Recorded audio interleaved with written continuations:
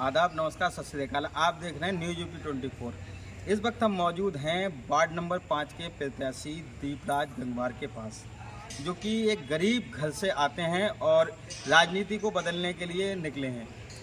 जिस तरह से आज के टाइम में राजनीति हो रही है, उस राजनीति को चेंज करने के लिए एक युवा ने बीड़ा उठाया है।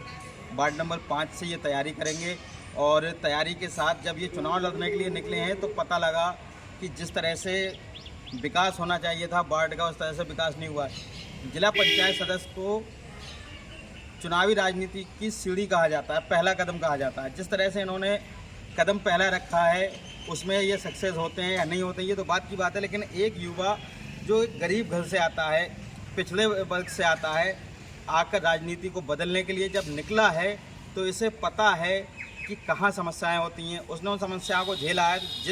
जिस व्यक्ति ने झेला होता है वो उसे सॉल्व भी करने की इच्छा शक्ति रखता है। मिलते हैं दीपराज गंगवार से। नमस्कार। मैं आपके सभी श्रोताओं को धन्यवाद करता हूँ। जिस तरह से हमें पता लगा कि आप एक बहुत गरीब घर से आते हैं, अभावों में आपने अपना जीवन जिया है, तो आपको क्या लगता है वार्ड नंबर 5 की जनता के लिए आप क्या कर सकते हैं? सबसे पहले तो मैं जो चुनाव लड़ना मैंने इच्छा जाहिर की है जो वार्ड 5 से, तो वो जनता की मर्ज़ी से ही की है। सब लोगों की सोच समझ के साथ मैं चुनाव मैदान में उतरा हूँ और चुनाव की तैयारी जो चल रही है वो जनता के आशीर्वाद से बहुत बढ़िया चल रही है और मैं चुनाव को जीत कर ही आऊँगा। अच्छा, क्या करेंगे अगर जिस तरह से आपने अभी बताया था, जब हमारी ये पहले बात हो रही थी, इंटरव्यू से पहले बात हो रही थी, आपने बताया कि वार्ड में बहुत सारे काम ऐसे हैं जो नहीं हुए हैं। अगर आपको जनता चुनती है तो कौन कौन से ऐसे काम हैं जिन्हें आप करेंगे? सबसे पहले जो काम अब तक नहीं हुए 3 साल में जो हमारे जिला पंचायत सदस्य रहे थे, वो कोई खास विकास नहीं करा पाए, क्योंकि किसी गांव में उन्हें दोबारा देखा ही नहीं गया। जीतने के बाद वो किसी गांव में नहीं पहुँचे। सबसे पहली प्राथमिकता मेरी ये होगी कि जो भी काम जिला पंचायत के अंतर्गत आते हैं और बड़ी ही बुरी दुर्दशा उन कामों की है, उन कार्यों को मैं पूर्ण करूँगा। सबसे पहले मेरी यही प्राथमिकता होगी। बाकी युवाओं के लिए कुछ बदलाव की सोच लेके आया हूँ मैं, और जो भी क्षेत्र के गरीब लोग हैं उनके लिए मैं हमेशा उनकी सेवा के लिए सहयोग करूँगा। जिस तरह से देखने को मिलता है आपके वार्ड में बहुत सारे गांव ऐसे हैं जहां पर जाने के लिए रास्ता बहुत ख़राब है, जो कि जिला पंचायत के अंतर्गत भी आता है। अगर जिला पंचायत सदस्य चाहे तो उसे ठीक करा सकता है या नया डलवा सकता है अपनी निधि से। तो अगर उन रोडों की बात की जाए तो जो रोड ख़राब हैं उनके लिए क्या करेंगे? सबसे पहले तो जो भी प्रस्ताव हम रखेंगे उन कामों का ही प्रस्ताव रखा जाएगा, जो कि जहाँ से जनता को निकलने में बहुत दिक्कत होती है। हम भी आते हैं, हमें भी अच्छा नहीं लगता है। हम जब किसी गली में जाते हैं वोट या वोट को लेने या आशीर्वाद लेने, तो हमें भी बड़ा बचाव करके जाना पड़ता है। तो उन कामों को सबसे पहले हम प्राथमिकता पे वही काम कराएंगे।